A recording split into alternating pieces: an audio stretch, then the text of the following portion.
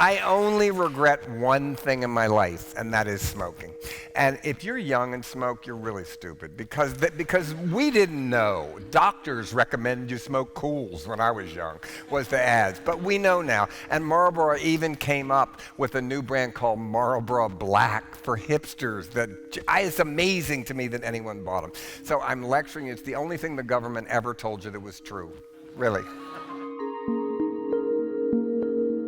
John Waters is a filmmaker, actor, visual artist, and American icon. He's the author of the best-selling books Role Models and Carsick, the director and writer of some of the most gleefully transgressive films ever committed to celluloid, from Pink Flamingos to A Dirty Shame, and the performer of the extremely popular spoken word shows This Filthy World and A John Waters Christmas.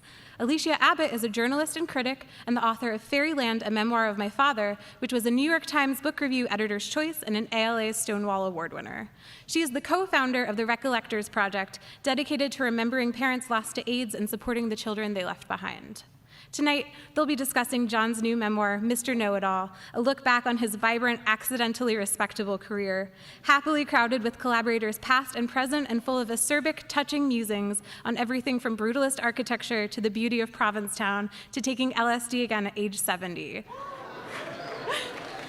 The joy of the book and of John's charming, disarming writing is perhaps best summed up by Alan Cumming, who writes in the New York Times that John Waters is a national treasure is a surety, period. Thank you and good night. We are so delighted to be hosting them tonight. Please join me in welcoming John Waters and Alysia Abbott.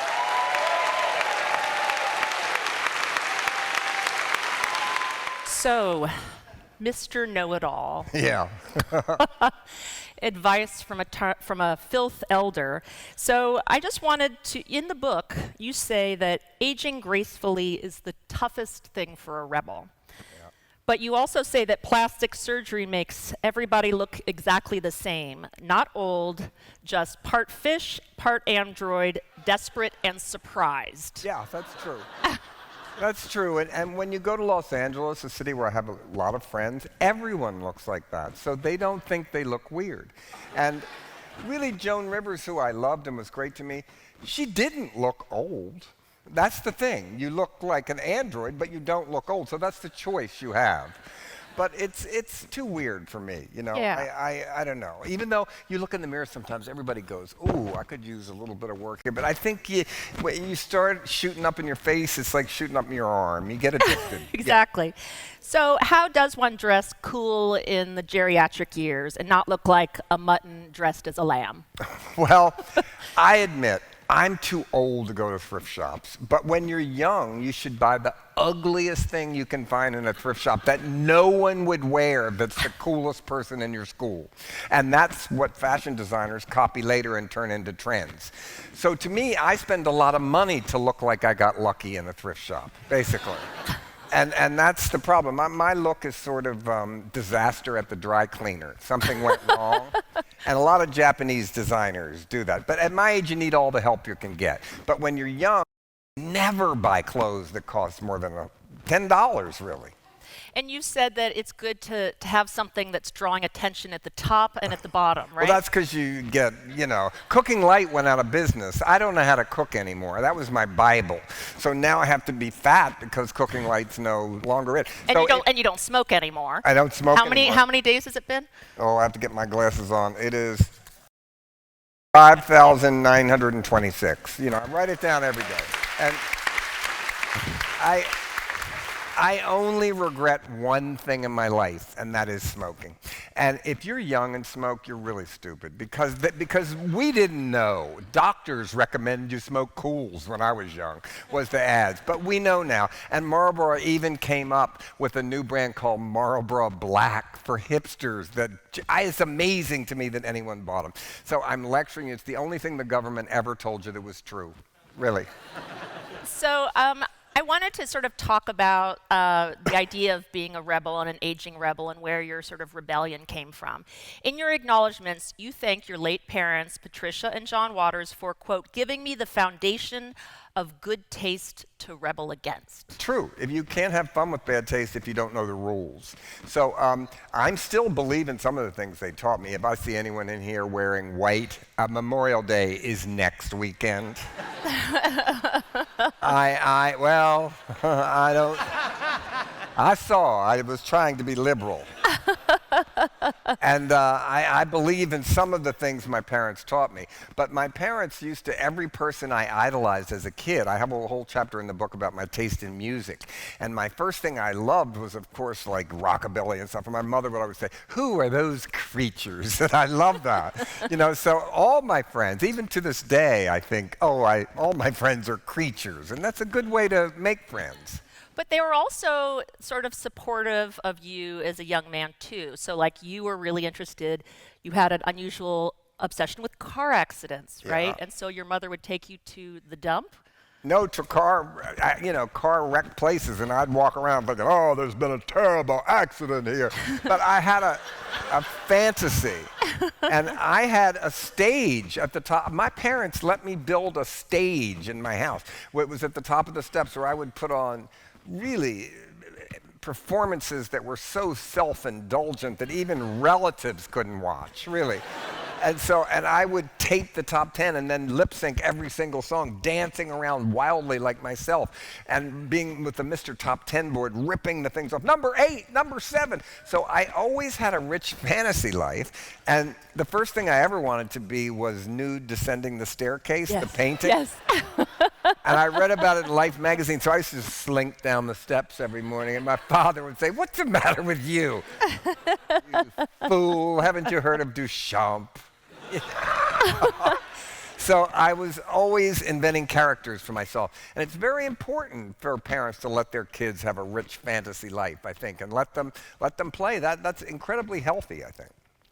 So what advice do you give for kids who don't have that sort of foundation of good taste to rebel against? Kids who are raised by acid-dropping boomers or radical fairies? Yeah. Well, they're lucky if you were if you raised your kid in the hog farm. They're probably for Trump. How other way can you really rebel is to go the other way.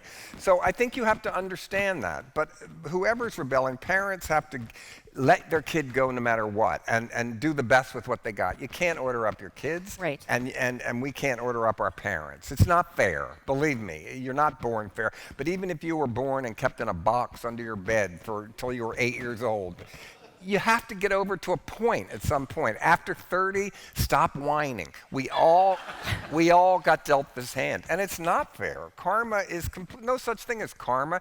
Edith Massey would be alive, and Bill Pence wouldn't be. So I mean, Edith Massey. that's what karma is. Yeah. But just being queer today isn't what it was back in the 70s. No, it's a good start, but it's not enough. So, like, Pete Buttigieg, a former naval intelligence officer, openly gay, but also openly religious. Do you ever worry that queer culture is losing its edge? Well, I talk about in the book what I'm for. This is my new thing, that I want to admit everything that our enemies have used against us. Say, like, yeah, we go out and try to turn other people queer. There's one, get him. Or, yeah, Freud, you're right. Our mother was domineering. Thanks, Mom, for making us gay.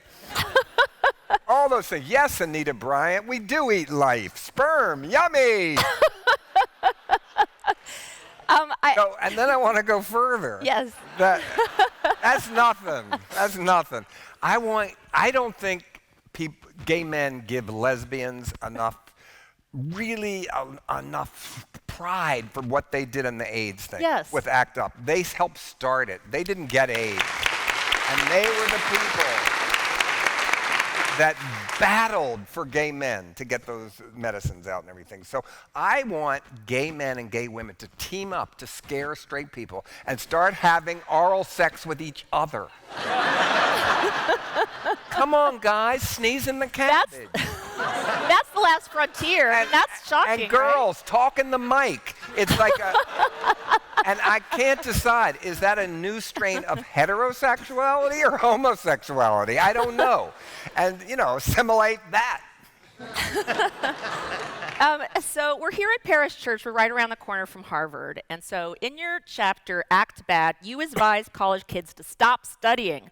You said high school kids have already walked out and made you look like slackers in the rebellion department. Yeah. Get your lazy, overeducated asses out in the streets where you belong. Well, yeah. I mean, then I thought, what happened? All the high school students it was really brilliant because they were the honor roll, not the bad kids walking out. Then they stopped. Why? Because what happened to the detention kids? That's the one I feel bad for. They probably walked out this summer when they were in summer school because they failed and nobody paid any attention. So I'm trying to say, do something theatrical, more like what the yippies did. Yeah. Go to the head of the NRA's, go to his house and everybody take a shit on his lawn. You know.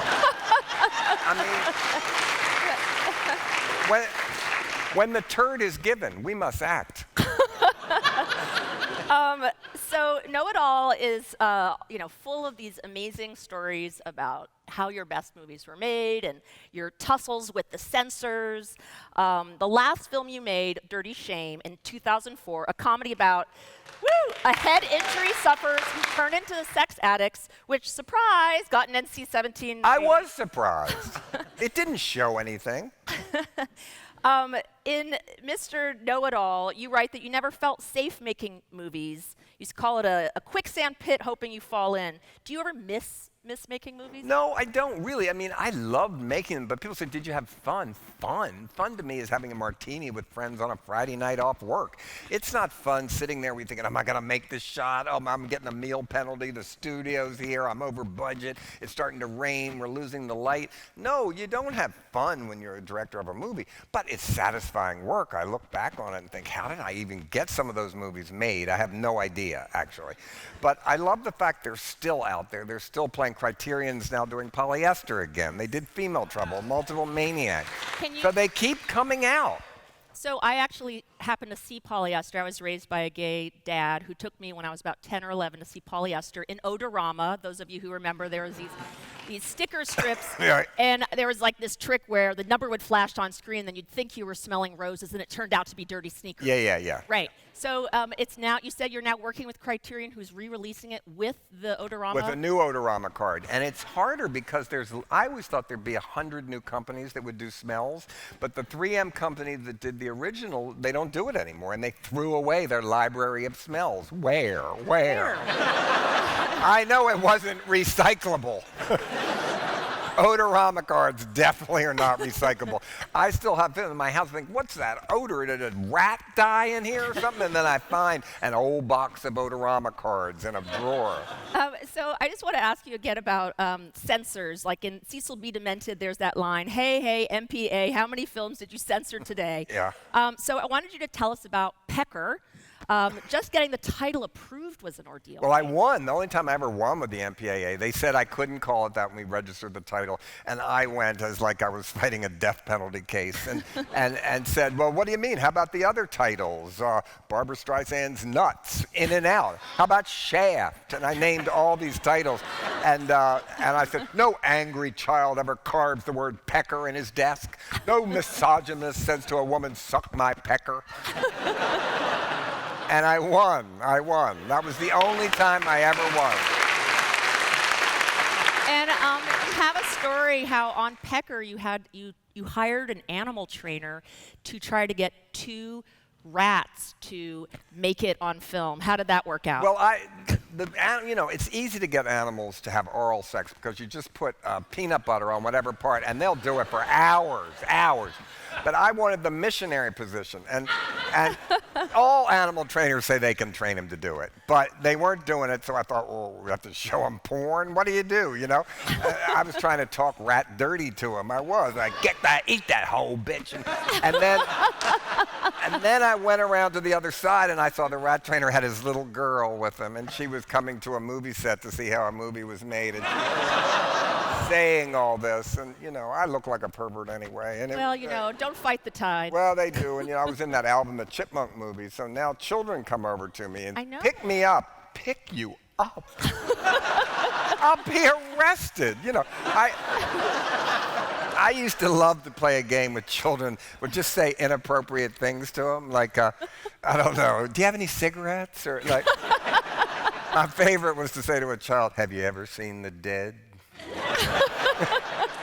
Yet, John, in the book, you write about your son. My fake son that I've had Yes. forever, yeah. His name is Bill. He's a reborn baby, and you have to get an adoptive mother to make them. It took almost 8 months, as long as a real child would make. And I ordered an angry baby with bad hair, and Bill has been sitting in that chair forever in my living room, but he's turning dark, like he's discoloring like a dildo.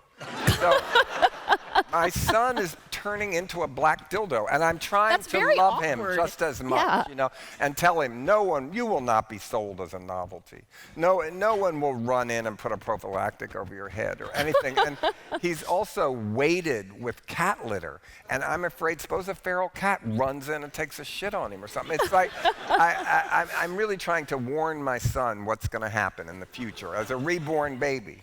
So, because we're in Massachusetts, I feel like I have to ask a little bit about Provincetown, because it's like our pride and joy. And I have a whole chapter, You have a whole chapter on Provincetown. No vacation land. It's called, because you don't just vacation. You're sort of part working. Part But I go there for, I go swimming now it's really fun because there's sharks. We got edge at our beach. But you're still up at 6 a.m., which isn't really Monday to Friday. Okay. Yeah, because I have to write. How do you think I'm going to pay for it? But so you've been going there since 1964. Yep. And unlike a lot of the locals, you don't feel like it's changed a lot. It was expensive then. It's a resort. It has to make all its money in 3 months. It used to be called an artist colony. That means gay. It was just a code name for it. Yeah, it's changed some. It's more expensive, and it's gotten older because no young people can afford to go there. So the graying of Provincetown has certainly happened. But I like it just as much. To me, I worked in the bookshop there. That was my early job there.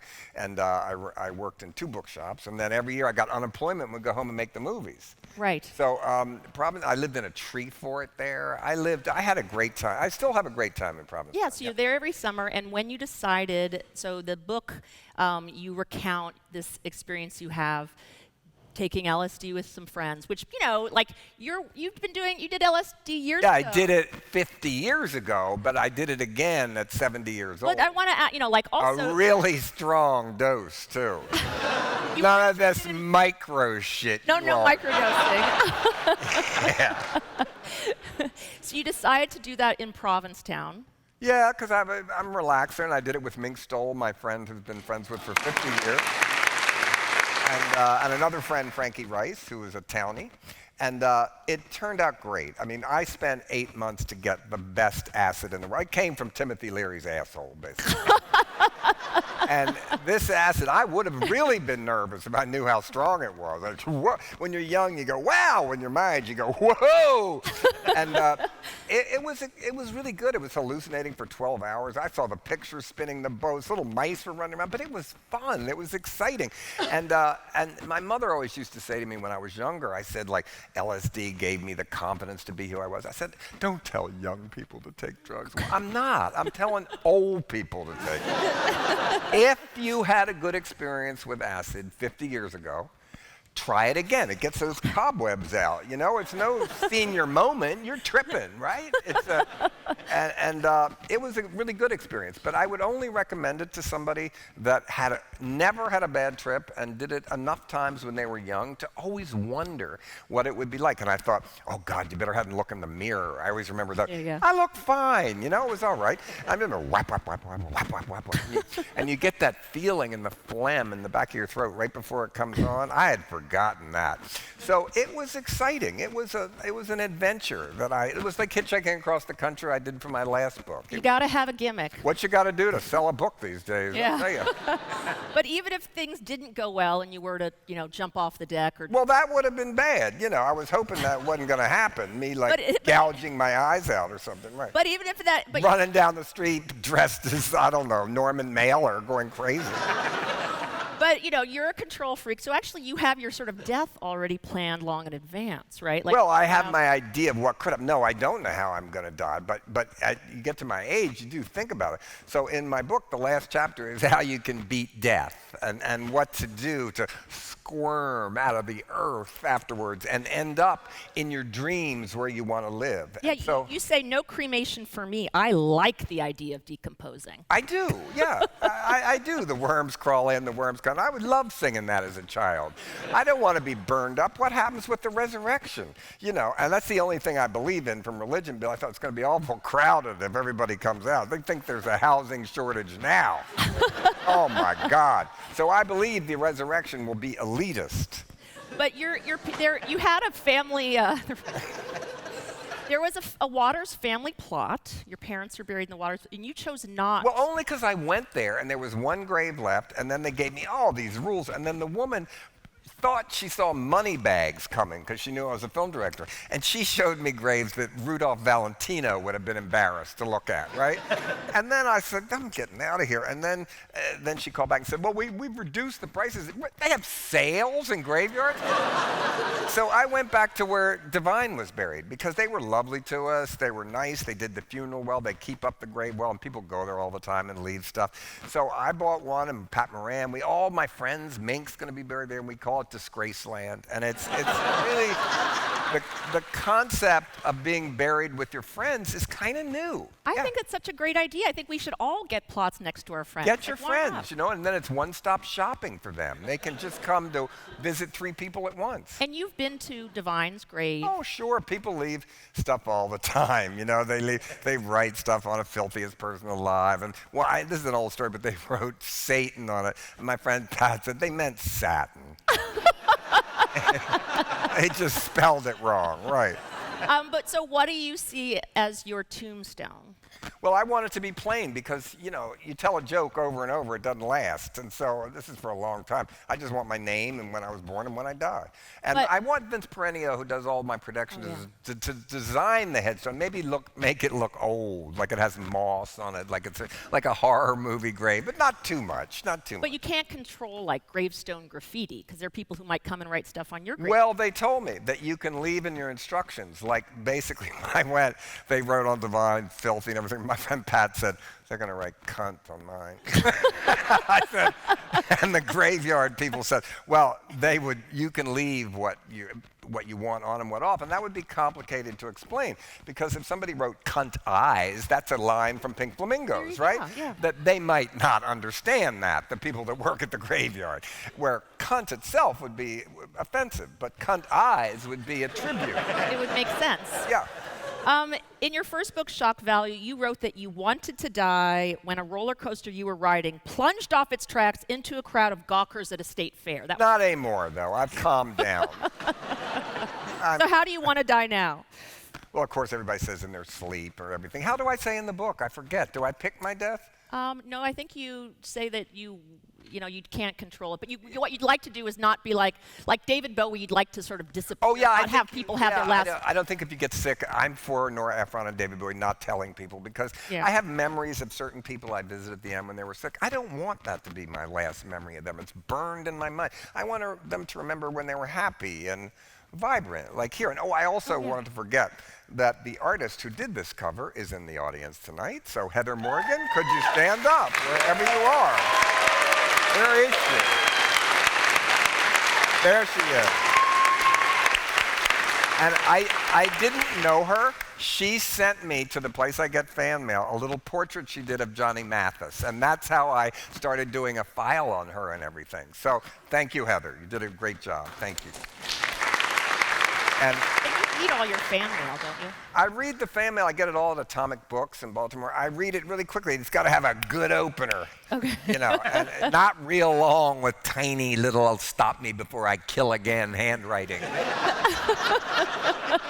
And I got my first nude picture this week of someone with a heart-on. Asked me if I could autograph his heart-on. And then I thought, I don't know how old this person is. I better be careful, so I didn't send it back. In case he lived with his parents or something. Yeah, that's and then a good they open point. it up and go, oh, my God.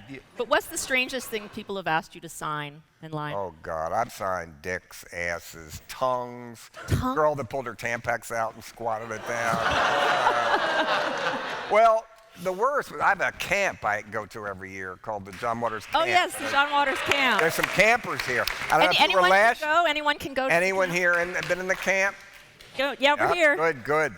See, it's like a festive Jonestown. Without the bummer ending. Yeah, we have a good ending. Yeah. But What was your question? Could anybody go to the camp? Yeah. And people get married there. They come from all over the world. But this girl last year, I don't know if you remember, at the meet and greet, she said, there's one thing I've always wanted to do. And I said, oh, God, what? And she said, can I eat a dog turd in front of you? And she had a little sample in a deli tray. So knock yourself out. I turned my head. You can see it on Instagram, though. It's on there. But so it made her happy, you know. So many of your filth contemporaries aren't around anymore. No, it's terrible, yeah. Yeah, I mean, they've died of AIDS, or they've died of cancer, or they've OD'd, or they just stopped working. Well, that happens to the creative community. Right. Yeah. And do you ever wonder, like, how am I still doing this, or how am I still here? Sure, that proves that there's no such thing as karma. Really, there isn't. I mean, because it's unfair that Divine died at that time. I'm still shocked Divine died. You know, it still amazes me that he died really 2 weeks after Hairspray came out. That timing of that really was so tragic. And you write that it really took away from like your ability even to experience like how that movie succeeded. And Well, it did, and I didn't really get that joy back until the Broadway musical became even a bigger hit, really, because it was so, you just didn't care when that happened. And it hurt the movie, because who wants to go to see a comedy about a movie that someone just died, that they had pictures of me and Divine promoting the movie, and then they cut to the funeral of me carrying the casket. So it wasn't even great for business either. Yeah. If Divine was still around today, what do you think he'd be working on? He would be playing a man in a lot of movies. Divine was not trans. He'd be for the whole movement, but he wanted to be Godzilla. He didn't want to be a woman. He wanted to scare hippies, really. He was a punk, really. Divine was a punk rocker, I think, more than anything. That was his appeal, kind of. So he wouldn't be considered a transcester? He was never in drag except when we made a movie or for work. You know, he was too hot. I'm not wearing this wig, and these tits are so hot, made out of bird seed. The lentils, that's what he used, lentils, yeah. But they're heavy. Those are different than the breasts that Selma Blair. Well, those were ones that we had to make. They cost $5,000 every time you put them on, $3,000 every time there was cleavage, and $1,000 every day just under a sweater. They were kind of amazing. The same guy that made Chucky, Tony Gardner, made them. Oh, yeah. And I have to move to our audience questions, so I hope you've all been thinking about some good ones. One question I had for you is, you're 73 now. Yep. You haven't made a movie since 2004, but I've been paid to write 4 of them, but they don't make them. But you've been continuing. That's okay, though. That's better than unemployment. You've been writing books. You're touring. Like any sense of slowing down? Like you just want to keep up this pace? No, I like what I do. So I've never been more busy in my whole life. And people say, "How can you do it?" Well, how can I not? Well, they're offering it, and I'm liking my job, and so no, it keeps me going. I figured, live every life. I'll sleep when I'm dead. That's true. I want to experience everything. I want to read every book. I want to hear every song. I want to do everything I can do. And culturally, we need our filth elders. Who else can tell us about the glory days of glory holes? Well, but you. There wasn't was there a glory hole in Boston? I never knew if there was one. This was a chain, and it was an easy business to run. It just had booths with 3 holes and door handles on top of each one that you could walk in, and it cost $10 to get in, and sometimes 3 came through at one time. But the only scary thing was you had to be careful because you thought, suppose I just blew Rex Reed. Exactly. No. So is there a Sorry, line we're in a here? church. No, actually, I was told we can be as profane as we want. That wasn't profane. Yeah, no, that wasn't profane. So do we have a lot of people lining up? I don't see one. Please, question askers, come be Just brave. yell it out. I always find it more amusing to hear the negative reviews about movies than the positive ones, so I would like to know, what is your favorite negative review that has been said about one of your movies? That I got? Oh, there's so many. Let me think. I think the 2 ones that come to mind are the Rex Reed one that said about female trouble. Where do these people come from? Where do they go when the sun goes down? Isn't there a law or something? The answer, Rex, is no, there isn't. And Variety said, I think beyond a doubt the most stupid, vile, repulsive film in film history. Well, that's saying something. Right. Really, it really is.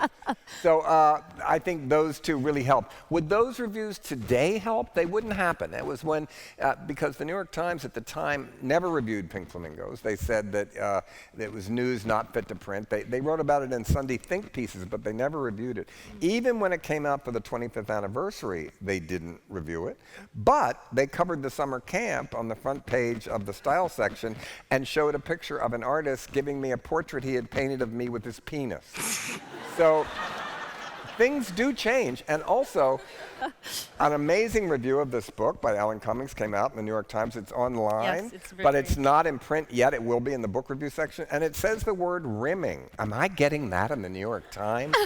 I pray. Maybe they didn't know what it meant. Yeah.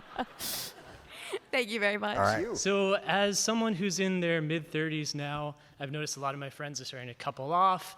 I feel like domesticity is setting in. Do you have any advice for like a middle-aged gay man entering that world of solitude? Any positive advice for? do you want? I mean, a middle-aged man that is. You want to be by yourself, or you want to be with people. Well, if you want to have a boyfriend or girlfriend, my one bit of advice is, and this is for all romance, only say the words "I love you." Whisper it when they're asleep. Never say it out loud. They hear you, and this way it doesn't demand an answer. You can't be disappointed, and you feel it. So very quietly. I'll take that to Only heart. time to ever say it. Subliminal messaging. Yeah. So I wanted your perspective on Lulu Fishpaw's opinion on this whole abortion debate. What would she be thinking? Yeah. Well, one day I was walking down the street in New York, and I just walked by, and this girl just said to me, "I'm glad I got an abortion." I thought, why did she just say that to me? And then I thought, oh, you wrote that line. Thank you. Thank you so much. Yeah. You know, I am pro-abortion. I think we should have, at work, men should get off for abortion to go with the woman. I watch After Tiller over and over and shout out the dialogue like I'm at Rocky Horror Picture Show. If women can't get abortions, they're going to get Dr. Coathanger. Right. Because when I grew up, abortion was illegal. And many women I know, they all tell me horror stories of what happened when they had to go get illegal abortions and everything. So, the worst is when the Pope decided to give a year of mercy for women who had abortions. When you get pregnant, you can start giving mercy. And then when this Pope said about gay marriage, who am I to decide? Who are you? You're the fucking Pope. That's who you are. Thank you.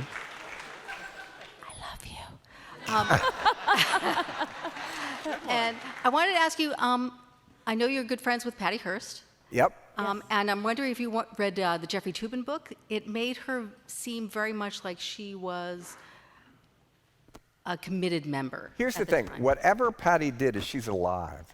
And that she was a good actress. I knew that because they all believed her. Word. But they only knew her when she was with her up to the day she was not with her. And so they don't know what she was like in real life. And when I saw them on TV, smugly sitting back, overweight in a recliner, laughing about it, I thought, you kidnapped her. She certainly wasn't asking for it. Yeah. Patty's a dear friend. She's over it. She didn't even read the book. And basically, she's been pardoned twice. I think it's something from her past. She doesn't think it's funny, but at the same time, who wants to be a famous victim? That's why she made the movies with us. Because, I used to say, you're the Lindbergh baby who lived. But she didn't want to be that. She didn't want to be it. Same way Johnny Depp didn't want to be a teen idol. Tracy Lords didn't want to be a porn star. So they all made fun of that image by making fun of it, and then they couldn't use it against it.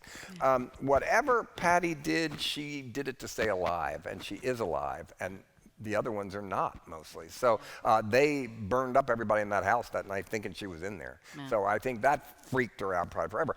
But it's up for her to say, and she's already said it very well in the book she wrote about it. And the movie that Paul Schrader, called Patty Hearst, is a pretty good portrait of it, too. All right, I'm going to do this because I'll probably forget half of this because I'm so excited.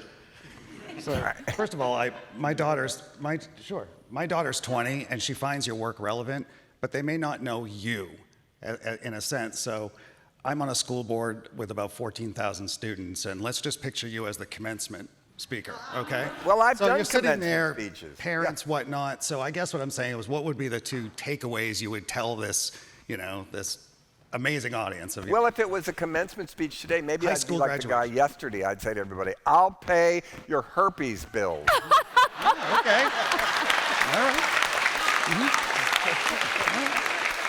Because, and I ask because students can be rather, typical in what they say, go out, accomplish your dreams, and all that's nice. But, just like, I was just thinking, what would be one thing that would really resonate in their brain? Like, Here's the they thing, would walk you're away. not having more, you didn't have more fun than she did. She's having just as much fun as you did. Yeah. Whenever you start saying young people aren't having as much fun as we are today, that means you're an old fart. Yeah. Because they're having just as much Oh, fun I didn't- shutting down the government in their bedroom on their computer.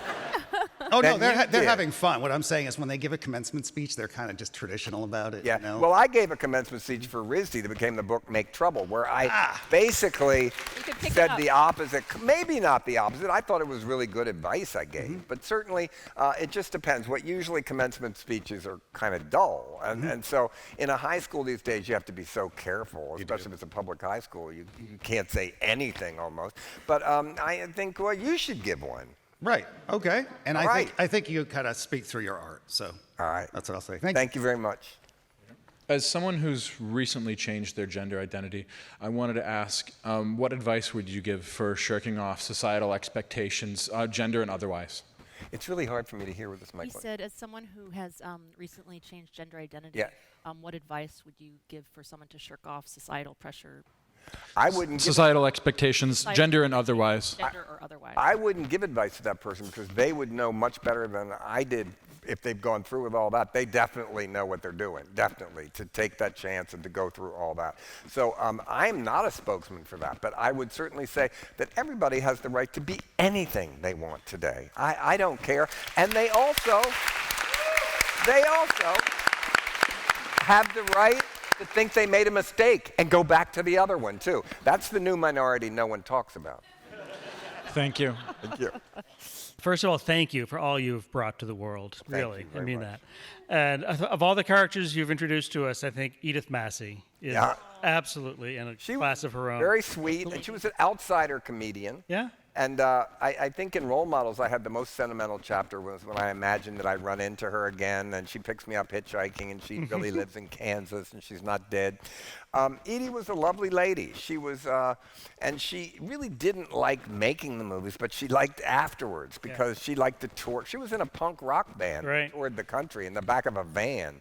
Yeah. So Edie was a trooper, and she used to always. I used to travel with her a lot to colleges, and she used to come up here to Boston and Provincetown definitely. But she always would just say everything she saw out loud constantly. So you'd be on. She'd say "pretty lady," "lawn," "furniture," like anything she saw. So it was kind of fun. It became such a joke that my mother later in life, when we'd be driving, she'd say, "Oh, that's a pretty barn," and we'd say "pretty furniture car," because what Edith used to do, that she couldn't internalize a thought, basically. But it was kind of great that she just would say, she said, "Well, what do you mean? I'm just talking. I'm just," and she was lovely. She was she loved her fans, and they really cared for her. She had a thrift shop at the end that was basically just really a fan place for her to come. She just sat there. She didn't buy anything. It's just what fans gave her to sell.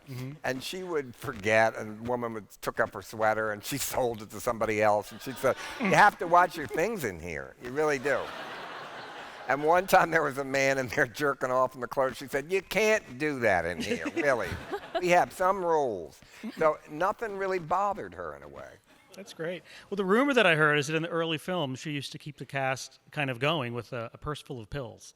You said in the early films you kept the cast going with what? A purse full of pills. A parcel of pills? Purse full. No. Purse full of pills. No, we didn't ever do drugs while we were making them. I thought them up on drugs.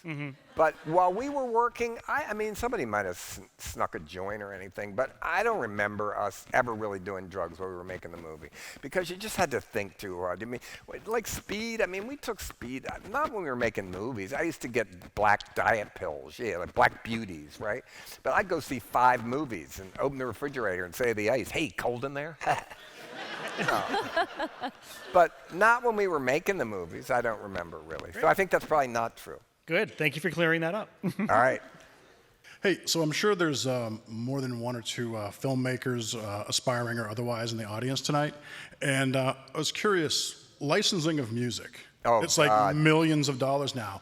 And you've got so much fantastic rock, especially think of in Pink Flamingos, Little Richard. And I've always wondered, for Well, I 30 think- years, how the hell did you get away with it, man? It was. I did get away with it for a while, and then I didn't. That's why Mondo Trasher will never come out again. None of the music's paid for. It would cost $1 million to clear that music today. Multiple Maniacs, we paid for it when Criterion put it out. Pink Flamingos, it was not paid, and I did not get caught for 25 years. And I don't know why. But then I did get caught. And so basically, when they put it out the 25th, we had to buy it again. And it cost a couple $100,000 to pay for the music for it. It's about, for worldwide rights, 25 to 30,000 every time a needle drop goes down. But then what's happened recently, because that contract did not mention new media and stuff in it, we had to settle again at an overall fee from everything and pay more money. So I'm just saying, whenever you make a movie, when you're young and you make a movie, you just can't put the Beatles in it. You just can't put the, which everybody does. And they think, oh, I'll pay for it later. Well, it costs really a lot. So as soon as a distributor hears you haven't paid for any of the music rights, they back off. So put your friends' music in it. And even when you do, make them sign something, I'll tell you. So it's really a trap that many movies get caught in, even documentaries, because if music is playing in the background, like you're in a bar or something, you can't use that music. You have to get the rights, and they always say no. And with me, the first question they ask is, what's the content? Oh. You know, the worst thing they could ask, right? John, you'd mentioned that Polyester is coming out via Criterion. Yeah, it is. When is that coming out? I don't know exactly when. I was just in Saturday looking at it, and I did the, with Michael Musto, we did the commentary, and I'm testing the new Odorama smells, and I've seen how it looks. They do such a beautiful job. They really make it look beautiful, so I'm excited. So will Pink Flamingos be coming out on Criterion? Who knows? Who knows? I mean, they've done Female Trouble, Multiple Maniacs, and Polyester, so we'll see. Right. Thank you so much, John. Thank you. My name is Gail, and speaking about commencement, I recently myself graduated with a BFA in creative writing.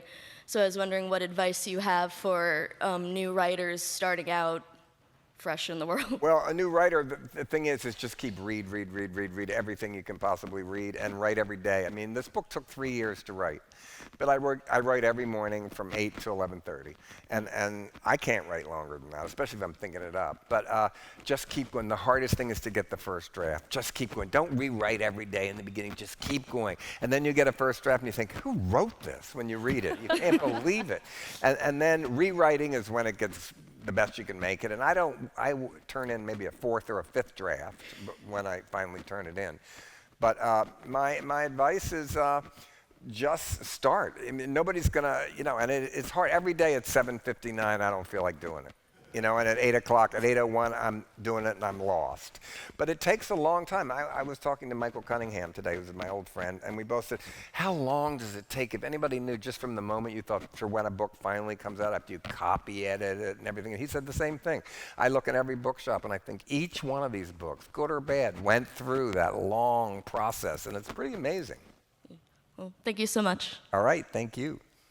So back to the topic of some of your earlier films. Yep. Thanks to the Baltimore Museum of Art, I finally got to see Hag in a Black Leather Jacket, Oh, right. Eat Your Makeup, and Roman Candles, and really, really enjoyed it. Watched them all from start to finish. In a peep show. In a that's peep where we show, showed exactly. them. Yeah. I think that the security staff were a little confused why I was there for so long. But so with the first two, Hag in a Black Leather Jacket and Eat Your Makeup, I definitely followed what worked and what didn't, but what you were going for. Roman Candles, I was lost. Well, Roman Candles was totally influenced by the Chelsea Girls because it was 3 movies at once of random footage of people doing anything, playing together. There was no narrative in Roman Candles at all. And there was not in Chelsea Girls either, if you watch. And so that was definitely influenced by that. Now later, when we did Eat Your Makeup, we filmed the whole Kennedy assassination. I didn't even know, and I didn't know till 2 years ago, that Warhol shot something called Since, and he never showed it. That was the Warhol assassination too. That he was doing it the exact same time I did without us knowing it. And when I made Mondo Trash Show, he was making trash, and neither of us knew it either at the exact same time. And Andy, there's a big chapter in this book about Andy, me really sticking up for him and saying, why is he suddenly the villain in all these books and movies today? Because without Andy, none of the other people would ever be heard of. And Andy was the ultimate producer and artist. And I think his movies are actually better than the art. I think one day they're going to be recognized as the most important thing he ever did. Thank you. Thank you. Hi, John. Thanks Hi. so much for coming by. My name's Mark, and I've got a selfish question for you. All right. I'm originally from Baltimore. I've been up in Cambridge for 7, 8 years or so now, but I'm wondering, do you still find Baltimore interesting, enjoyable? Do you still Yes, spend time I there? find What do it. you do? I find Baltimore better than ever, because here's why. Political anarchy. It's cheap enough still to have a Bohemia. It's one of the few places left. Come on down, we got Edge. You want to see Edge? We got it. But it's still cheap. And is anywhere else cheap? I don't know. You can really, it's breathing for ideas. And we have a great music community that really caught on with Beach House and Dan Deegan. A lot of people, they all stayed, they all bought houses. So I think today, everywhere's cool. I go all around the world everywhere. My audience looks the same in Des Moines as it looks in Paris. And so really, you don't have to leave from where you're born anymore. You can stay and make it better. You don't have to move to New York to get discovered. You don't have to do this. So basically, I do like it even more than ever. I'm also away from this life completely. I don't every night hang around with people that are in show business. I know people that have other lives where I can hear other stories and everything that don't really care about this. They know about this, but they don't know. They've known me forever. So it's really where I can be home, and so I like it even more than ever. Yes, you should all move there. That's right. Thank you very much. I watched Serial Mom again recently. It's still one of my all-time favorites. Thank you. Films of any genre. Has anyone approached you about making a musical of this, as they did with Hairspray and? They have it on Serial Mom. I always thought it would be a better sitcom, really. Like, because you could build where she killed once a month, and it could build with political correctness. It could be a joke on all that. And Kathleen's fabulous. I'm still friendly with her. They put out a beautiful Blu-ray of it last year. And she's still great. I'm going to see her in Provincetown. She's there next week, so I'm going to see her the day after I get there. And she's still a great friend. And it's my favorite movie I made. My mother always said it was the best movie I've ever made. It also was the only movie where I really had enough money. We had $13 million to make that movie, which is kind of unheard of today for where independent movies used to routinely cost, I don't know, $7 or $8 million, and now they cost, they want you to make it for one. Yeah. But what am I going to go to people and say, would you help me? I've never made a movie before. And they say, why don't you do Kickstarter? Well, I own 3 homes, really. It's a little old. It's a little late to be an anarchist, really. So you'd like to see a TV tell series? The story about Boy George's answering. Well, I called him. I met Boy George later in life, and his answer machine was cocksucker residence. Which really made me laugh, which is Kathleen and Mink's battle in Serial Mom. Yeah. Cool. So are you hoping a TV series will come from it? Do what? Are you hoping a TV series will come from the film? Are you hoping a TV series will come from it? Sure, I want them all out there working again. Are you kidding? I made a joke on Letterman once that it was going to be Hairspray on ice, and then they called the next day and said, we'd like to do that. So you never know. And I said on TV the other day, I want the porn version, pubic hairspray. Right. Thank you so much. Thank you. No one brought it up, and I'm really curious. So this spring, the Met Museum had their annual gala, and the theme was camp. Yep. And a lot of people were like, what is camp? And actually, GQ magazine ran a story, what is camp, with a picture of Divine from Pink Flamingos. Yeah. And, I don't know if you saw any Oh, I of the saw. outfits. I wasn't invited, but I got more press from that than anything, right? Yeah. But I mean, Divine was not camp. Divine was punk. yeah, but I agree. I think Divine was punk, but there's a lot of what you do that's sort of camp. Who says the word camp anymore? Not one person I know says, oh, that's a camp, Mary. I mean, I haven't heard that. What is that? It's an antique shop when we're talking about Rita Hayworth films in 1967. So do you think that was just a flawed theme? Do you think? No, I'm not saying that. I think that Were the any Met of the has a outfits great thing. camp? They did punk, they did camp, I think it's great for the Met. I don't think it's done with a lot of humor as much as it could be in a way. But it's a tough thing to do because real camp is something that's so bad it's good and they don't know it. Right. So how can you wear couture and not know it, basically? That's I think the conflict with that. Yes, exactly. And then my final question, because I know we have to wrap it up, was, you've said in interviews that that your obit will be like Pink Flamingos and Hairspray. What do you want your obit to be? That I made trash one bit more respectable. That's what I was put here on earth to do. Right. I think that's it. Thank you. Thank you so much. Thank you. Thank you.